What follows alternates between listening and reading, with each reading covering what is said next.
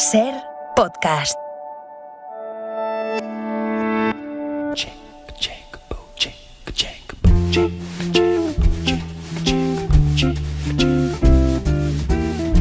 Con el libro al aire.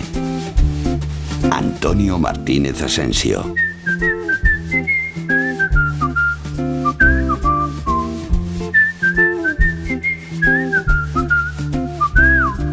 I knew a man, Bojangles, and he'll dance for you. In worn out shoes, with silver hair, a ragged shirt, baggy pants. He would do the old soft shoe. Abrimos la cuarta hora de La Ventana de este viernes, mirando al fin de semana, pensando especialmente en los oyentes que nos escucháis en carretera y a quienes ojalá estemos acompañando de la mejor manera. Venimos de hablar de helados, de viajes, de música con Rosa María Calaf, opciones para hacer en verano, y les propongo otra. ¿Cuántos libros han ido acumulando para leer en vacaciones? ¿Cuántas veces han dicho, este mejor me lo guardo para el verano, para cuando tenga más tiempo, para cuando esté tranquila? Bueno, pues propongo que hablemos de libros, de literatura y de historias. Hoy estrenamos con El libro al aire. Es una sección de nuestro compañero Antonio Martínez Asensio. Antonio, buenas tardes. ¿Qué tal? Buenas tardes. Antonio, los oyentes de la SER le reconocen perfectamente. Es director de Un libro, una hora, un programa que pueden escuchar en la antena de la SER de madrugada y a cualquier hora en SER Podcast. Antonio, cada viernes nos vas a deleitar con algunas de las historias que nos cuentas en Un libro, una hora, pero que vas a recopilar en torno a un tema. Es decir, esta sección la podríamos haber llamado Un tema, varios libros. Exacto, porque al final es un topicazo, pero todo está en los libros. Entonces, al final lo que hemos hecho es agrupar algunos maravillosos libros de los que hemos hablado por temas. Y hoy, por ejemplo, pues vamos a hablar de amor. Que Me es encanta. uno de los grandes temazo, es uno de los grandes temas de la literatura. Bueno, y de la vida. Y de la vida. A mí me decían en la facultad que desde Homero solo había dos temas en la literatura, que era amor y muerte. Bueno, pues es posible que sea verdad. Entonces vamos a hablar de amor, de amores peculiares, sobre todo, de formas peculiares de sentir el amor. ¿Y por dónde empezamos? Pues mira, vamos a empezar por El Gran Gatsby.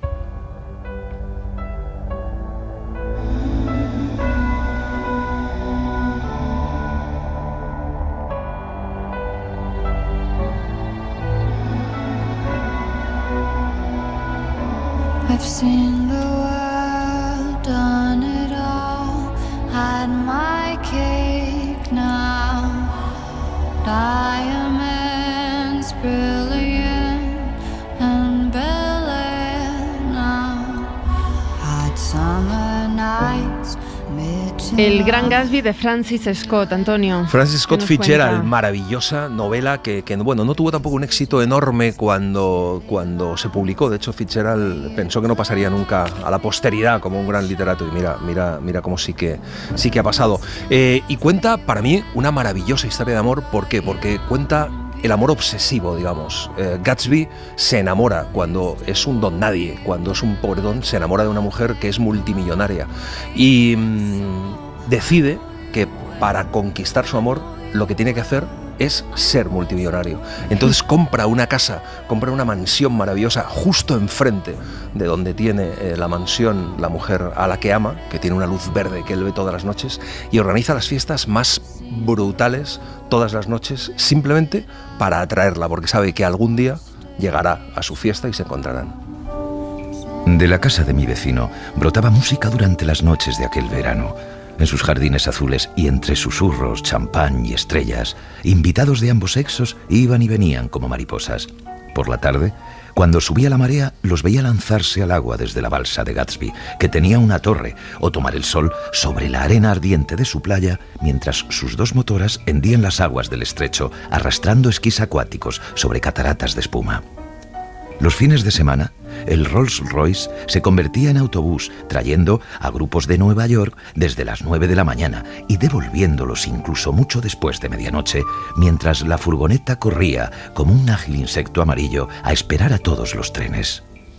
Y los lunes, 8 criados, incluido otro jardinero, además del titular, se afanaban durante todo el día con bayetas, cepillos de fregar, martillos y podaderas, reparando los destrozos de la noche anterior. Fiestazca, todas las noches. Organiza unas farras maravillosas y además él es un hombre pues muy especial, ¿no? Ahora vamos a escuchar cómo le describe Fitzgerald, porque es un hombre realmente muy especial. Pero claro, es el hombre obsesivo, es un hombre que se ha obsesionado con ese amor, ¿no? Y todo lo obsesivo, pues bueno. Lo que pasa es que la novela cuenta otras cosas además, ¿no? La novela cuenta el desencanto del sueño americano y del mundo superficial, ¿no? Que deja de lado los valores más profundos y vitales para enaltecer, bueno, pues el ocio, el lujo, los excesos, y también habla de la resistencia al cambio, ¿no? Del apego a la nostalgia, de los peligros de refugiarse en la nostalgia y no querer avanzar. Yo creo que eso, bueno, a todos yo creo que, bueno, por lo menos a mucha gente le ha debido pasar, ¿no? Quedarte enganchado en una historia y no ser capaz de avanzar, no ser capaz de seguir adelante y seguir ahí empeñado en esa historia. Y eso es una cosa que le pasa a Gatsby. Vargas Llosa incluso le comparó con el Quijote, ¿no? En el sentido de que, bueno, que no vive en la realidad. Era una de esas raras sonrisas con inagotable capacidad para tranquilizar que solo se encuentran 4 o 5 veces en toda una vida. Por un instante se enfrentaba, o parecía enfrentarse, con el mundo exterior en su totalidad, para luego concentrarse en ti con un irresistible prejuicio en tu favor. Te entendía hasta donde querías ser entendido, creía en ti como tú querías creer en ti mismo, y te confirmaba que había recibido de ti la impresión que tú, en tus mejores momentos, tenías la esperanza de transmitir. Y es que este hombre, este maravilloso Gatsby, bueno, pues encierra también uno de los grandes temas de esta novela y que es también un temazo, que es hasta qué punto el dinero o la obsesión que tenía Fitzgerald por el dinero y hasta qué punto, bueno, pues un hombre pobre podía en esa sociedad acercarse a una mujer rica. Bien, y él lo cuenta también como, bueno, pues cuando se enamora de ella, pues se da cuenta también de lo inaccesible que es, ¿no? Y lo cuenta en este corte. No soy capaz de describirle lo que me sorprendió descubrir que me había enamorado, muchacho. Durante algún tiempo tuve incluso la esperanza de que me mandara paseo, pero no lo hizo, porque también se había enamorado de mí. Daisy creyó que yo sabía mucho porque conocía cosas que ella ignoraba. Bien, allí estaba, muy lejos de mis ambiciones y más enamorado cada minuto que pasaba, y de repente ya no me importó. ¿De qué servía hacer grandes cosas si era mucho más gratificante contarle lo que iba a hacer? Y es que esta es una de las obsesiones de Fitzgerald también, o sea, no solo de Gatsby en la novela, es la obsesión por el dinero, ¿no? Pensaba, de hecho, que los ricos eran como de otra especie, ¿no? Y la lucha de Gatsby es la de pertenecer a una clase que no le corresponde, ¿no? Esta es uno de los grandes temas, y claro, uno de los grandes temas también de esa generación, y sobre todo de Fitzgerald, que tenía, bueno, pues esa personalidad, porque era un hombre obsesivo, que de hecho terminó alcoholizado y que tuvo una historia personal complicada también. Esta novela no obtuvo su reconocimiento hasta que murió Fitzgerald, ¿no? No, de hecho él, como te comentaba al principio, él pensaba que bueno, que no iba a ser un literato reconocido, digamos. Y bueno, murió pensando eso.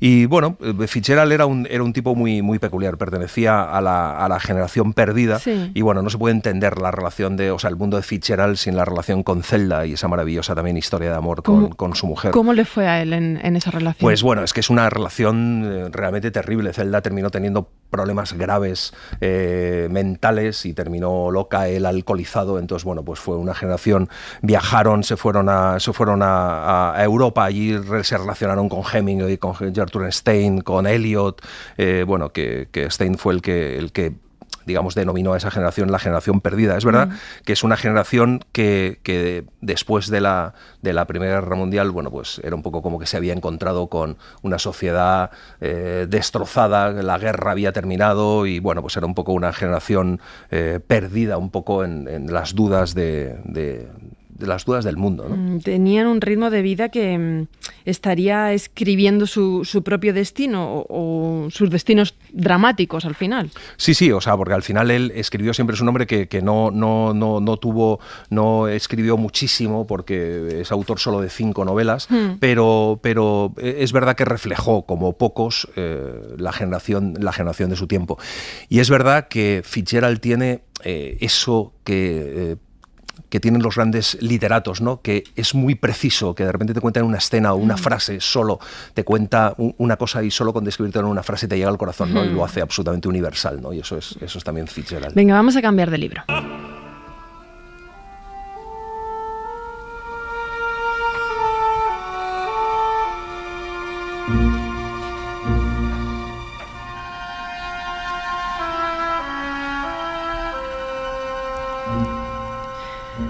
Vamos a hablar de La dama de las camelias de Alejandro Dumas. La dama de las camelias, porque este es otro amor. Si antes hemos hablado del amor obsesivo, este es el amor por redención, digamos, el amor por renuncia. Margarita Gautier, que es pues la gran, pues es la mujer dramática, el paradigma de la cortesana y de la dramática. Yo, por lo menos en mi época, cuando alguien era muy dramático, le decían, anda, no seas Margarita Gautier. Y eso se decía en la época. Entonces, este es precisamente el amor que de alguna forma salva a una mujer, a una cortesana, la salva y la convierte en otra cosa, ¿no? Al final, el amor por redención. Nos quedamos unos segundos abrazados y después me marché. Me daba la impresión de que la ciudad dormida me pertenecía. Buscaba entre mis recuerdos los nombres de personas cuya felicidad había envidiado hasta entonces y no encontré ni una sola a la que considerara más feliz que yo. Conseguir el amor de una muchacha casta, ser el primero en descubrirle el extraño misterio del amor, es sin duda una gran felicidad, pero es lo más sencillo del mundo. Por el contrario, conseguir que una cortesana nos ame de verdad es una victoria muy difícil. El cuerpo les ha desgastado el alma, los sentidos les han quemado el corazón y el vicio ha puesto una coraza a sus sentimientos. Esta es la cocotte, es un hombre que se enamora de una cocotte, que es una mujer que, pues que estaban emancipadas, en el fondo eran mujeres muy modernas, pero que tienen ambiciones, que no pasaban por ser la esposa o la madre de nadie, aunque dependían del dinero de sus protectores, ¿no?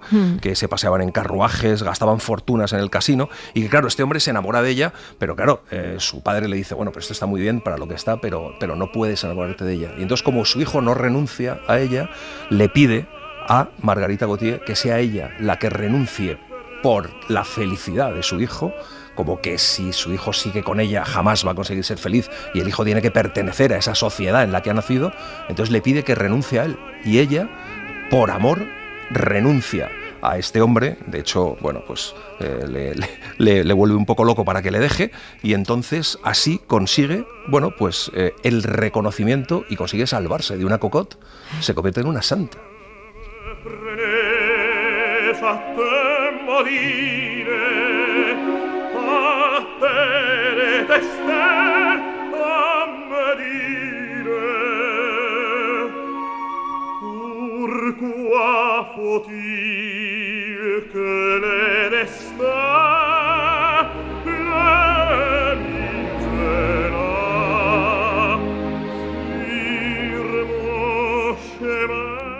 La Ventana, en Ser Podcast.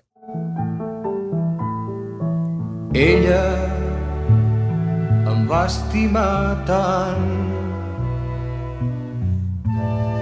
jo me l'estimo encara. Plegats vam travessar una porta tancada. Ella... Parábolas de amor para hablar de Las últimas tardes con Teresa, de Juan Marsé. Maravilloso libro, Marcé. Y aquí hablamos de un amor, antes hemos hablado del amor obsesivo, luego hemos hablado del amor como redención, y aquí vamos a hablar del amor como forma de cambiar, digamos, de clase social. Esta es la historia del pijo aparte, que el pijo aparte lo que quiere es ligarse a una niña bien, y lo que hace es colarse en las fiestas de la burguesía catalana en busca de una chica. Teresa. Bueno, lo que pasa es que Teresa, luego hay otra historia, que es que Teresa, que es la chica bien, se enamora de él porque también desde su clase social, en ese momento los pijos les gusta relacionarse, la izquierda pija, digamos, le gusta relacionarse con los obreros para acercarse un poco a ese mundo un poco de rebelión, a ese mundo combativo en pleno franquismo, ¿no? Entonces, de alguna forma, a Teresa le gusta a él porque pertenece precisamente a una clase social más baja, pero al pijo aparte le gusta a ella porque él quiere dejar de ser lo que es, y lo que quiere es ser otra cosa. Y es maravilloso porque en la primera fiesta, en la fiesta donde se cuela, se liga a una chica. Y a mí me parece maravilloso lo que pasa, porque cuando se despierta a su lado pensando que se ha ligado a la dueña de la casa y a una señorita bien, pasa esto. Y hasta que no empezó a despuntar el día en la ventana, hasta que la gris claridad que precede al alba no empezó a perfilar los objetos de la habitación, hasta que no cantó la alondra, no pudo él darse cuenta de su increíble, tremendo error. Solo entonces, tendido junto a la muchacha que dormía, mientras aún soñaba despierto y una vaga sonrisa de felicidad flotaba en sus labios, la claridad del amanecer fue revelando en toda su grotesca desnudez los uniformes de satén negro colgados de la percha, los delantales y las cofias. Solo entonces comprendió la realidad y asumió el desencanto. Estaba en el cuarto de una criada. Y esto es maravilloso porque él se cree que se ha ligado a la dueña de la casa y lo que se ha ligado es a la criada. Y al final se termina relacionando con Teresa. Pero, como comentábamos antes, Teresa se siente atraído por él porque de alguna forma cree que él pertenece un poco al aparato clandestino que está luchando contra el franquismo. Y de hecho hay como que ella quiere como fotocopiar y entonces le pide a él que lo haga porque piensa que él está metido en toda esta red, y el pijo aparte no pertenece en absoluto a este círculo. Y entonces está el acercamiento de ambas clases sociales, y es una historia maravillosa en la que ambos están buscando al final lo que no es. Y es alucinante porque hay una escena en la que él, que ha ido buscando como loco ligarse a una señorita, al final, cuando consigue estar con Teresa, consigue respetarla, digamos, hasta que ya está seguro de que ella le quiere, y hay una escena maravillosa donde esto ocurre, que es esta. Su mano, librándose por fin del cable del teléfono, se posó en el hombro de ella y bajó un tirante del vestido. Luego el otro. Ella le tendió la boca abierta y se abandonó completamente en sus brazos, separando los muslos y disponiéndose a resbalar hasta el suelo. Manolo la sostuvo, ligeramente inclinado, aceptando con una reflexiva ternura el ofrecimiento de la muchacha. De alguna extraña manera, la virginidad de Teresa había sido para él, hasta ahora, la mayor garantía de poder realizar la anhelada inserción en las castas doradas y en las altas categorías de la dignidad y del trabajo. Y ahora que acababa de merecer su confianza y la de sus amigos, ahora que se amaban los dos con toda el alma, ya nada le impedía hacer suya a Teresa. Venga, más tipos de amores. Toca pues, amor atormentado. El amor atormentado, bueno, el velo pintado. O sea, el velo pintado, que además tiene dos adaptaciones cinematográficas, una de ellas magnífica, vamos, las dos son magníficas. Es una historia alucinante en la que un hombre pilla a su mujer engañándole, y lo que hace es llevársela, porque ellos están en China, él es un médico, y entonces lo que decide es llevársela a la zona más terrible de China, donde está el cólera, y bueno, así castigarla de alguna forma, ¿no? Me has traicionado, pues ahora te vas a venir conmigo y vas a saber lo que es la vida, ¿no? ¿Dónde está ese sitio?, preguntó ella después de una pausa. ¿Meitanfu? A orillas de un afluente del río occidental. Remontaremos el río y haremos el resto del recorrido en litera. ¿Tú y quién más? Tú y yo. Tú y quién más, le dice, claro, evidentemente tú y yo. Se la lleva al sitio más terrible. Y lo que pasa es que en ese viaje él, bueno, pues es capaz de reconciliarse de alguna forma con ella, y ella es capaz también de descubrir el mundo verdadero, ¿no? Porque se da cuenta de que ha vivido en un mundo ficticio, ¿no? Y de ahí un poco el título del velo pintado, ¿no? Es curioso porque él, Walter, ama a su mujer, a Kitty, a su manera. Para él lo que cuenta no es el sentimiento de amar o sentirse amado, sino el acto en sí de amar, que él pone incondicionalmente, vamos, que para él es incondicional. Sabe que Kitty no está enamorada de él, que no le ama, pero no le importa, se conforma con amarla. Ama a Kitty con una condición: no ser traicionado. No reclama ser amado, pues no se siente digno, pero sí por lo menos no ser traicionado, ¿no? Entonces, bueno, es curioso cómo él mismo le cuenta a Kitty qué es lo que siente por ella. No me hice ilusiones con respecto a ti. Declaro, sabía que eras boba, frívola y casquivana, pero te quería. Era consciente de que tenías unos objetivos e ideales vulgares y corrientes, pero te quería. Me había percatado de que eras de segunda categoría, pero te quería. Me entran ganas de reír cuando pienso en lo mucho que me esforcé en divertirme con las cosas que te divertían a ti, y en lo ansioso que estaba por ocultarte que no era ignorante ni vulgar, chismoso ni estúpido. Estaba al tanto de lo mucho que te intimida la inteligencia e hice todo lo posible por engañarte para que me juzgaras tan simplón como el resto de los hombres que conocías. Sabía que solo te habías casado conmigo por conveniencia, pero te quería tanto que no me importaba. Venga, que estamos llegando a las últimas páginas de esta sección con otro tipo de amor. Y este último tipo de amor es una novela muy peculiar, que es Cecil Beach, porque normalmente el deseo y el amor siempre han ido de la mano, ¿no? Pero sin embargo, en esta novela, la pasión o el deseo o el sexo y el amor están absolutamente en sitios opuestos. Esta es, decía el poeta Philip Larkin, que en Gran Bretaña el sexo fue inventado en 1963, ¿no? Antes de eso, pues efectivamente para tener sexo con una mujer te tenías que casar con ella, ¿no? Claro. Y este es el caso de dos personas que se enamoran, que se casan, que llegan a la noche de bodas y que aquello es tan terrible lo que sucede en esa noche de bodas que cada uno sale disparado hacia un lado y realmente se separan en esa noche, después de esa noche de bodas. Y es una escena alucinante, y una de las maravillas de este libro es que cuenta en casi el 80% del libro lo que sucede en esa noche, y luego en el otro 20% del libro cuenta el resto de sus vidas, ¿no? Y cuentan que realmente no era tan terrible lo que les pasó, que simplemente era un problema de educación, era un problema de inexperiencia, claro. Era un problema de dos personas que se encuentran como se encuentran ellos en esa situación y no son capaces de reaccionar. Déjame que te ponga el principio del libro, que es maravilloso, lo que es la primera frase del libro, verás cómo empieza.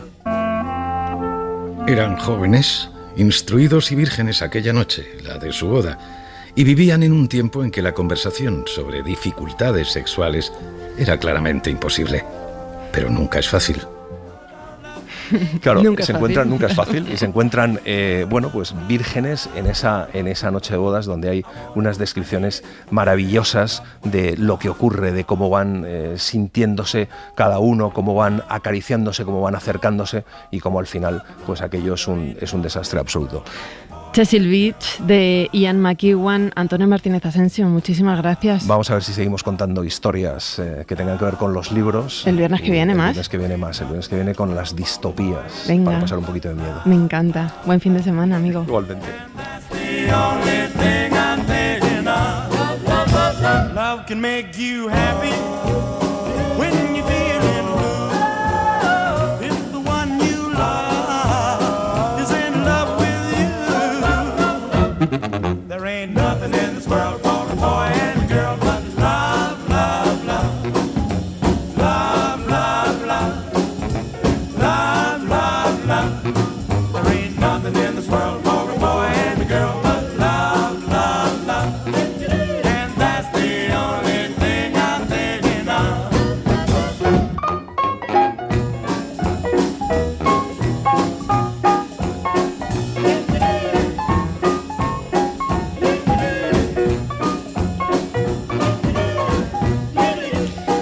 Estamos de cara al fin de semana ya, deseando que llegue, y los viernes queremos asomarnos a uno de los múltiples festivales que se están celebrando en España. De hecho, nuestro país se ha vuelto el primer destino turístico de este tipo en el mundo. Tenemos más de 100 festivales en nuestro territorio que dejan unos 400 millones de euros. Algunos ya se han celebrado, como el Mad Cool o el BBK Live, pero quedan muchísimos. Por ejemplo, el de Pirineo Sur, el Festival Festival de las Culturas, que desde el pasado día 15 se celebra en el Valle del Tena.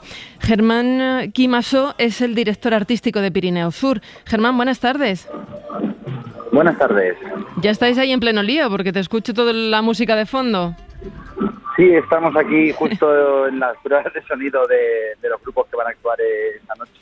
¿Quién va a actuar esta noche? Bueno, pues esta noche tendremos a Amadou y Mariam y a Fuel Fandango y bueno, estamos con más de la mitad del aforo vendido y va a ser otra noche mágica aquí en el Pantano de la Rozas. ¿Cómo se hace para organizar un festival tan extenso, ¿no? Porque va desde el 15 de julio al 6 de agosto. Pues bueno, la verdad es que es mucho trabajo y en esta edición ha sido muchísimo trabajo porque no solo tenemos que empezar con mucho tiempo de antelación, sino que venimos arrastrando un cartel por culpa de la pandemia 2 años. Entonces, pues fue un cartel que se empezó a confeccionar en 2019 y recién ahora pues lo podemos disfrutar. Había muchas ganas de música en directo y de festivales, ¿verdad?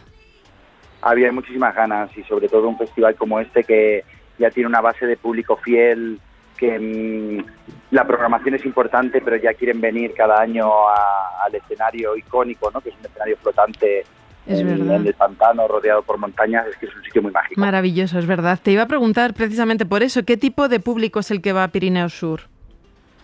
Pues la verdad es que es muy difícil decir cuál es el target porque, bueno, nuestro cartel es muy ecléctico y el lugar es maravilloso, entonces vienen desde familias enteras con niños pequeños, gente joven dependiendo del cartel o gente más adulta a ver a grupos que como Ara Malikian o Goran Bregovic, ¿no? Que ya son clásicos. Entonces no hay el abanico de público es muy grande. Ayer conocíamos un dato interesante, que el 40% de los españoles ha asistido, pretende disfrutar de algún festival durante este verano. Pues hombre, con la cantidad de festivales que tenemos en nuestro país, claro. No me extraña que el porcentaje sea ese. Hasta hubiera pensado que un poquito mayor. Bueno, hoy, como decíamos, hoy actúa Fuel Fandango, mañana sábado Crystal Fighters, el jueves que viene La Moda, el viernes próximo Travis Verdi y Rosalén, ya con las entradas agotadas, creo. Sí, la verdad es que este año la respuesta del público ha sido tremenda. Empezamos el viernes 15 con Estopa y Maruja Limón, que agotaron las entradas. Al día siguiente Residente y Raiden también agotaron. Para este fin de semana es muy probable que Crystal Fighters y Tu Otra Bonita también cuelguen el cartel de No Hay Entradas y el viernes 29 pues lo mismo, Rosalén y Travis Berg ya no quedan entradas. Qué bien. Y es lo que comentaba antes, aparte de la programación y la capacidad de convocatoria de los artistas que tenemos, es que el enclave es maravilloso. Total. Pues eso, Germán Quimasó, disfruten de la música, del festival y de la naturaleza. Muchísimas gracias por asomarse a la ventana. No, muchísimas gracias a vosotros por brindarnos este huequecito. Que vaya bien, un beso. Un beso, gracias. Nunca cuspas cara arriba, que todo ten de caer, para pagar faltas d'outros, ningún antía de haber. Marmura sempre de min, marmuras de min e doutros, no inferno tes unha cama, para te deitar un pouco.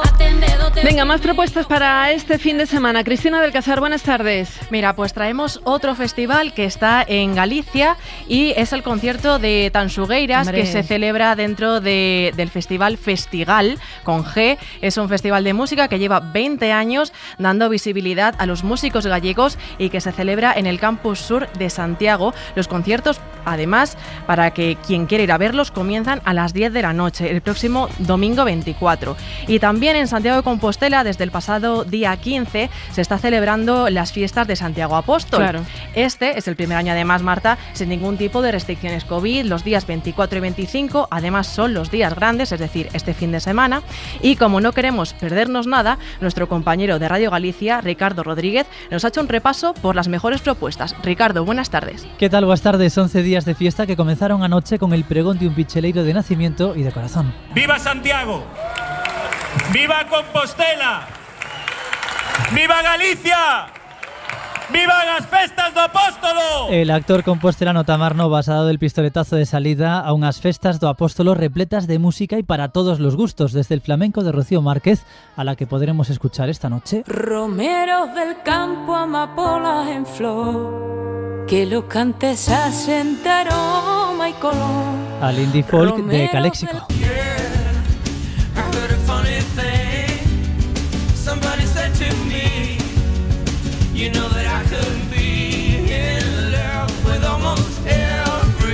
Los estadounidenses actúan mañana sábado en la Plaza Quintana. No faltarán las verbenas.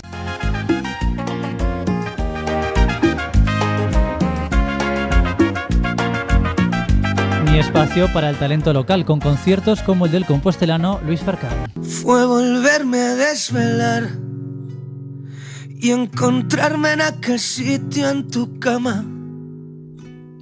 Y por supuesto, una cita habitual en las noches del 24 de julio. Los Fuegos del Apóstol, que se lanzarán desde 5 puntos diferentes de la ciudad. A verdade é que a xente pois vai quedar coido que abrallada en sí con eses 4.000 kilos de pólvora. El lunes 25, Día Oficial de Galicia, estará aquí la familia real al completo para realizar la tradicional ofrenda al Apóstol en este 2022, que es además xacobeo tras la decisión del Vaticano de prolongar el Año Santo de 2021 debido a la pandemia. Ese día, el lunes 25...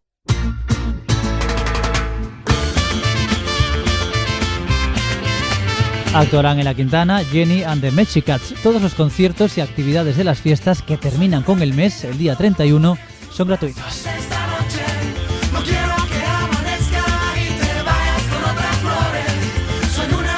Proponme algo de teatro, Cristina.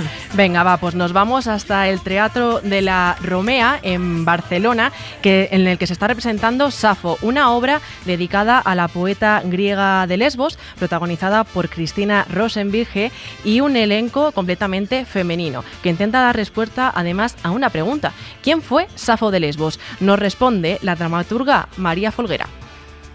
Safo de Lesbos fue una mujer de carne y hueso que vivió en el siglo VII antes de Cristo, pero también se convirtió a lo largo de los tiempos en un mito, ¿no? En una proyección a lo largo de distintas épocas y en un gran referente de poeta, autora, de mujer que vivió su amor libremente por otras mujeres y sobre todo un referente de mujer con voz propia.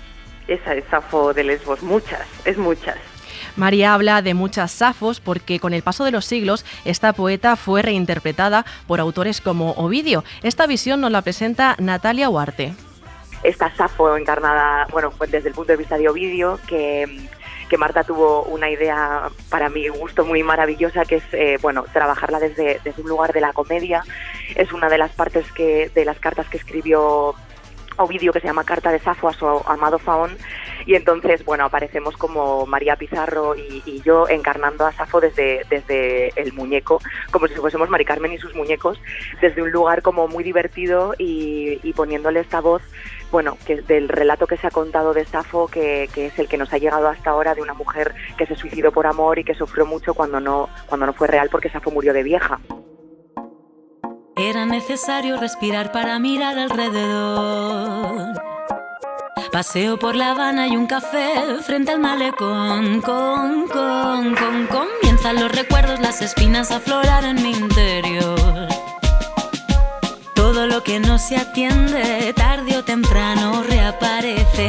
Ay, pero nos miramos, vaya año pasamos, a ver si remontamos. Sin dedicarle más tiempo, y el mundo está lleno de mujeres y hombres buenos. Así que le canto a los valientes que llevan por bandera la verdad. A quienes son capaces de sentirse en la piel de los demás. Los que no participan de las injusticias no miran a otro lado. Lo que queda de la semana. Con Cristina del Casar. Pues empezamos a cerrar la ventana de esta primera semana del verano. Cristina del Casar, buenas tardes. ¿Qué tal? Buenas tardes, Marta. Nos has preparado el resumen. ¿Por dónde empezamos? Mira, empezamos por la noticia de la semana, los incendios en Extremadura, Galicia, Castilla y León y también ahora en Tenerife. De hecho, se estima que unas 70.000 hectáreas han sido calcinadas en la última semana, una cifra que equivale a toda la ciudad de Madrid. Y con esto no intento decir que Madrid sea España dentro de España, pero un poco por ahí va el tema.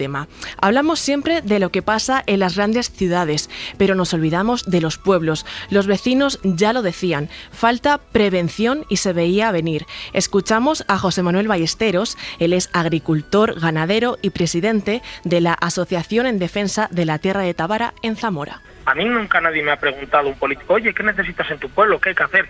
Pues muy fácil. Está muy bien lo del cambio climático, todo el mundo entendemos que hace mucho calor, que hay mucha sequía, perfecto, pero si nosotros tenemos el campo con desbroces, con animales en extensivo, que sujeten toda esa vegetación que crece año tras año, pues, oye, poco a poco, otra cosa que dicen los políticos, que no se puede mantener o no ven viable mantener las dotaciones de gente para la prevención del incendio. Bueno, vamos a ver, en el invierno se apagan muchos incendios, ¿eh? Hay que tener los montes limpios, hay que hacer quemas controladas. ¿Para qué? Para que no pase esta salvajada. Y cuando hablamos de catástrofes naturales, no solo hablamos de pérdidas materiales, se pierden hogares y es un duelo que afecta especialmente a nuestros mayores. Lo contaba Silvia Montalvo, coordinadora provincial de la Cruz Roja en Zamora. Nosotros nos estamos encontrando ahora mismo con personas que vienen en esa situación, ya no tanto la pérdida en sí, como bien decíais, de sus bienes, de sus enseres, de esos materiales propios, sino a toda una vida en la que han nacido, se han criado sus padres, sus abuelos, en los que es una zona, las zonas de Zamora que han sido ahora mismo devastadas por el fuego, son unas zonas rurales muy tradicionales en las que las personas han vivido toda su vida allí con sus mismos vecinos, con sus mismos familiares y no se ven el día de mañana, en el tiempo que han estado en el albergue, tenían muchísima preocupación en no saber qué se iban a encontrar. Y esto es lo que más necesitan ahora. Escucharles, necesitan hablar, necesitan expresarse y vomitar toda esa frustración que están sintiendo en este momento, dada la situación en sus municipios, sus casas, sus vecinos, y lo que necesitan es muchísimo apoyo, muchísima comprensión y sobre todo que estemos a su lado para intentar hacerle más llevadera la situación tan alarmante que están viviendo en este momento. Calla, no remuevas la herida, llora siempre en silencio, no levantes rencores, que este pueblo es tan pequeño, eran otros tiempos. Calla, no remuevas la herida, llora siempre en silencio, no levantes rencores, que este pueblo es tan pequeño, eran otros tiempos. El lunes se conmemoró el Día Mundial de la Escucha, Cristina. Sí, este día hablamos además en La Ventana, invitábamos a escuchar a aquellos que no piensan como nosotros, a romper ese silencio generado por el miedo a escuchar una opinión que nos incomoda o que nos escuece, con el objetivo de reencontrarnos y, llegado el caso, reconciliarnos.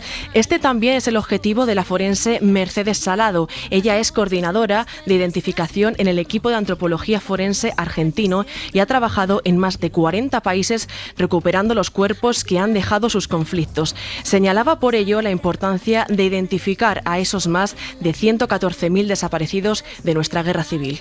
El exhumar a un familiar, el recuperar y enterrar dignamente a un familiar, el rescatar la memoria de lo que ocurrió, son procesos de vida, no son procesos que desentierran la muerte.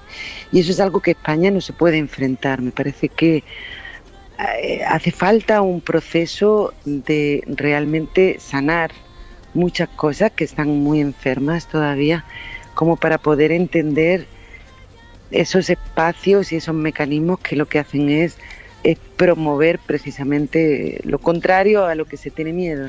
Y a lo que se tiene miedo es a reabrir heridas. Esa cuestión de abrir, el miedo a abrir heridas, es totalmente falsa. Precisamente abrir una fosa o el recuperar la historia de esa persona, porque muchas veces no es posible recuperar el cuerpo, pero es posible saber qué ocurrió. es la forma de empezar realmente a cerrarlas. Y vamos a seguir hablando de derecho y de alzar la voz contra las agresiones. Tuve relaciones sexuales consentidas con otro adulto. Sé que la publicación de ese vídeo ha hecho un daño grave a mi imagen pública. De todas formas, el que yo lo haya hecho lo pagará. Eso está claro.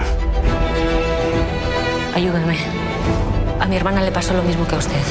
¿Lo denunció? Se suicidó. Lo que estamos escuchando es el tráiler de la serie Intimidad de Netflix, de la que hablamos en La Ventana de la Tele. Tú, Marta, ya la has visto, porque a mí la verdad me está quedando pendiente. No, yo sí lo he visto, es muy recomendable. Nos hace además pensar sobre el derecho a la intimidad y la sobreexposición en las redes sociales.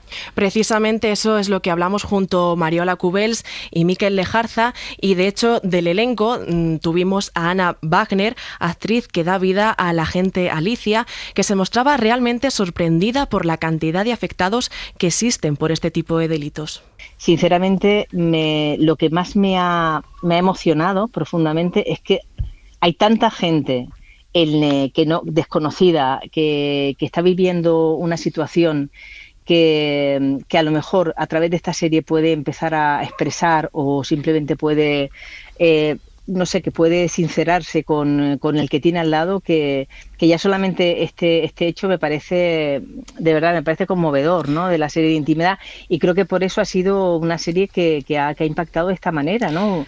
Y el objetivo es acabar con la culpa de quienes realmente son víctimas. Si yo denuncio, tengo que confesar una serie de intimidades de mi vida privada, ¿sabes? Entonces vienen con miedo, con vergüenza, con vulnerabilidad. Y claro que vienen con culpabilidad, que es la culpabilidad que hay que quitarles, que es lo que Alicia intenta decir. Recuerda que tú eres la víctima, no eres la culpable. O sea, da igual lo que hayas hecho. Cada uno en su vida privada hace lo que le da la gana. Yo no sé si a nuestro crítico de cine, si a Carlos Boyero le gustaría esta serie. Pues yo creo que sí, realmente. Aunque lo cierto es que él no es mucho de series. Pero bueno, a mí, Marta, estoy pensando que se me acumulan las recomendaciones para el fin de semana, porque también escuché a Boyero decir que le había encantado 5 lobitos. Ya lo he contado aquí, que me gustó mucho los lobitos estos, me emocioné incluso con ellos en algún momento, y es como una sensación tan infrecuente ya eso de la emoción con las películas. No sé si es problema mío de las películas.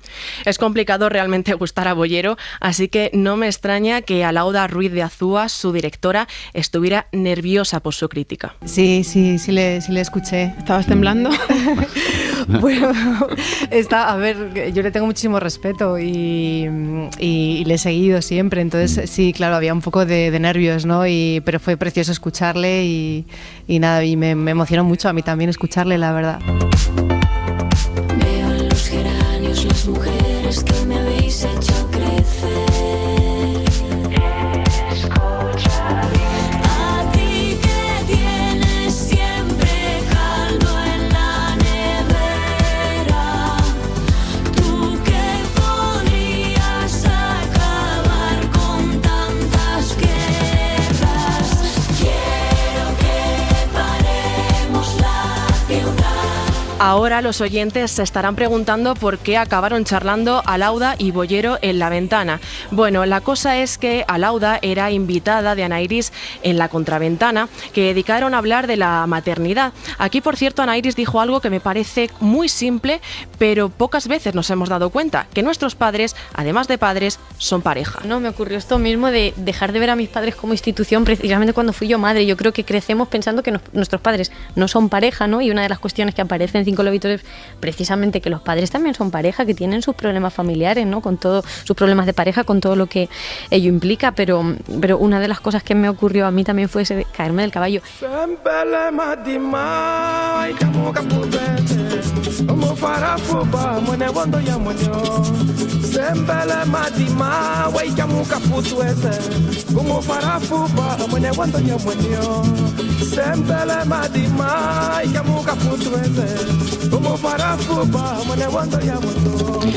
En otra contraventana, la de Lucía Embomío, conocimos la historia de Ndombele Augusto Domingos, un joven negro que fue asesinado el 20 de julio de 2002 a las puertas de una discoteca. Ahora, 20 años después, sus familiares y amigos han conseguido que se le recuerde con una plaza en Alcorcón, ciudad donde fue asesinado y de donde es Lucía. Una historia que tuvo lugar en Alcorcón, el municipio del cual soy yo, y que me dejó marcadísima, porque yo tenía 20 años, 21 cuando sucedió, y sentí que me podía haber pasado a mí también. Hablo del asesinato de Ndombele Augusto Domingos, un chaval que tenía 16 años y a quien un hombre, sin mediar palabra, le asestó 2 puñaladas y le mató. Un acto muy emotivo que tuvo lugar el miércoles, pero que deja una sensación agridulce a su hermana, Magdalena Augusto. Lo hemos conseguido, pero a medias. Ayer me fui a la cama teniendo una conversación con mi padre y sé que a él le hubiese gustado ver ese momento. Han transcurrido 20 años y él lamentablemente ha fallecido hace 3 años. Y siempre pues se quedó con un amargor, un sabor de boca, porque a pesar de que esta persona fue condenada a 18 años de cárcel, ¿no? En ninguna parte de la sentencia nunca se pudo demostrar su vinculación a ningún tipo de ningún grupo neonazi, con lo cual el agravante por racismo nunca se llegó a aplicar, cuando siempre tuvimos claro en todo momento que esa fue la motivación. Aunque también confesaba que fue una forma de reconciliarse con Alcorcón. Nunca en estos 20 años había vuelto al lugar donde habían asesinado a su hermano. Que sí que nos reconforta, ¿no? Nunca vamos a poder recuperar, es evidente, ¿no? Y bueno, más que tener un espacio para recordarle, que sirva, ¿no? Ese tipo de actos para recordar que son hechos horribles que han ocurrido, que nunca deberían ocurrir, y si ponemos un nombre a un parque, a una plaza, a una calle, que no sea porque ha habido una tragedia detrás, sino por el reconocimiento de personas también que contribuyen, ¿no? a esta sociedad y que son parte de esta sociedad.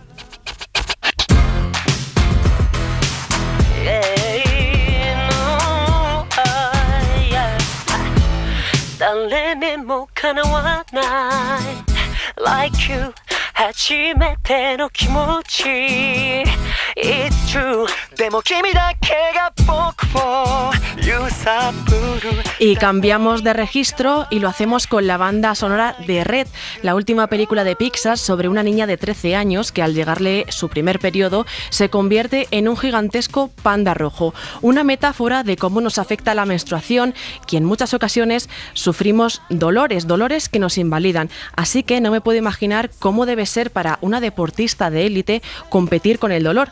Precisamente esto es lo que se preguntó Eleonora Giobo, periodista del País, en su reportaje La regla, otro tema tabú en el deporte, porque entre un 70 y un 80% de las mujeres tienen síntomas durante su periodo, dolor, fatiga, pesadez, y estos son los leves, algo que hemos asumido como normal y no lo es. Muchísimas veces cuando tienen pacientes con una regla dolorosa, pues repiten la misma respuesta que hace 20, 30, 10 años. Pues te ha tocado una regla dolorosa, te fastidia. En ese estudio a mí también me resultó muy llamativo que muy pocas deportistas acuden a un especialista. Yo no sé si es que interiorizan que tienen una regla dolorosa y pues la asumen, pero a veces puede ser generada de una patología, puede ser endometriosis, un ovario poliquístico, puede ser cualquier cosa. Es muy importante acudir a un especialista para que te lo solucione o busque una solución.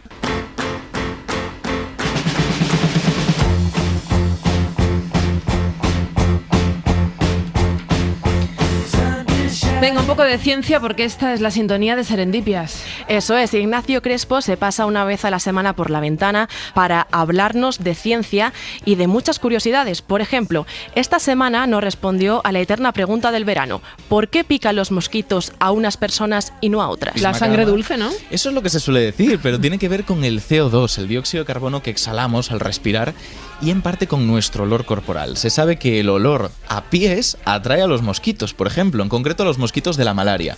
Así que hay un estudio interesantísimo que ganó un premio Ig Nobel, estos premios versión del Nobel, pero de broma, que oye, son cosas serias, pero con su pozo de diversión, ¿Qué ocurre? Que se dio cuenta de que, oye, si el olor a pies atrae a los mosquitos de la malaria, ¿por qué no buscamos algo que huela como los pies para atraerlos? Pues nada, una buena ducha antes de acostarnos para no levantarnos con el cuerpo lleno de picaduras de mosquito. Por cierto, en esta última hora de La Ventana, de lunes a jueves, tenéis a 2 invitados, Marta, especiales, a Edgarita y a Pilar de Francisco, que vienen a divertirse. Esto lo hago para divertirme, para divertirme, para divertirme. Esto lo hago para divertirme, para divertirme, para divertirme. Temazo de Residente con Bizarrap, y la verdad es que sí, que nos lo pasamos muy bien en Cosas que tienes que saber. Nunca me sé este título de esta sección, ni ellos tampoco, por eso me lío. Cosas que necesitas saber es que antes de acabar el día. Eso. Bueno, yo la verdad es que lo comparto, yo también me río muchísimo con ellos. Y la cosa es que yo me imagino a Edgar y a Pilar canturreando esto por la redacción a la que vienen de camino a hacer la sección todos los días. No sé por qué, cosas mías. Pero a lo que iba. Serendipias no es el único espacio donde desmontamos mitos. Edgar y Pilar tuvieron la genial idea de pedirle a nuestro meteorólogo Luismi Pérez que desmontase algunos mitos sobre el verano, entre ellos, ¿por qué tenemos menos sexo en julio? El mes en el que menos se practica o en el que menos pues se zumba, así de claro. Vale, que vayas ya a eso, hombre, que al final te vienes arriba. Sí, pues el calor hace que mucha gente esté apática, que esté con menos ganas de todo, menos ganas de comer y menos ganas pues de practicar sexo, y sobre todo pues en las horas centrales del día. En los nacimientos, eso se sabe por el Instituto Nacional de Estadística, que los meses de abril-mayo, por tanto, se tendrían que engendrar en julio, pues es cuando menos nacimientos hay. Y hay más nacimientos en invierno, o sea que hacia el mes de octubre-noviembre es cuando parece que la gente se pone manos a la obra. Bueno, pues ¿puedes darnos, sin decir ninguna palabrota ni nada, algún consejo rápido de cómo hacen todo el mundo, algún consejo para el calor? Pues mira, un té calentito o un café con leche calentito. ¿Qué dices? Y un cocido que no esté ardiendo pero que entre bien. Eso os quitará el calor más rápido que una cerveza fría y, sobre todo, engañaremos más tiempo a nuestro cerebro.